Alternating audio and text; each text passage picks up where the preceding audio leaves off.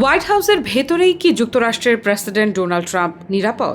এমন ভয়ঙ্কর প্রশ্নই উঠে এসেছে পারস্য উপসাগরীয় দেশ ইরান থেকে। বিশ্ব মোড়ল রাষ্ট্রের প্রেসিডেন্ট কি হোয়াইট হাউসের ভেতরেই অনিরাপদ? সেখানেই তাকে হত্যা করা সম্ভব, এমনটাই দাবি উঠেছে ইরান থেকে।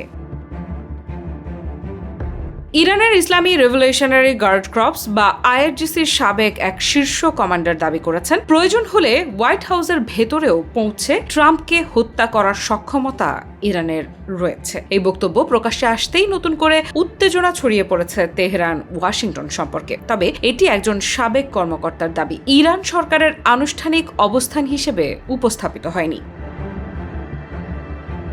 মার্কিন সংবাদ মাধ্যম নিউ ইয়র্ক পোস্টের এক প্রতিবেদনে বলা হয়েছে, ইরানি সংবাদভিত্তিক ওয়েবসাইট ফারারুকে দেয়া এক সাক্ষাৎকারে আইআরজিসির সাবেক কমান্ডার হোসেইন কানানি মোকাদ্দাম এ মন্তব্য করেন। তিনি দাবি করেন, যদি ট্রাম্পকে হত্যা করাই উদ্দেশ্য হয় তাহলে ইরানের সেই সক্ষমতা রয়েছে। প্রয়োজন দেখা দিলে তারা তা বাস্তবায়ন করতে পারবে বলেও মন্তব্য করেন তিনি।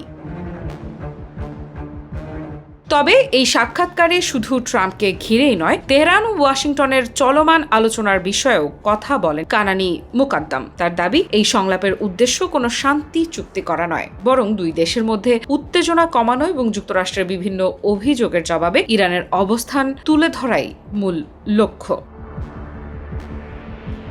তার ভাষায়, ট্রাম্প প্রশাসনের সঙ্গে ইরান শান্তির আশায় আলোচনায় বসেনি, বরং নিজেদের অধিকার তুলে ধরা, আন্তর্জাতিক অঙ্গনে নিজেদের অবস্থান ব্যাখ্যা করা এবং ওয়াশিংটনের অভিযোগের জবাব দেওয়াই তাদের উদ্দেশ্য।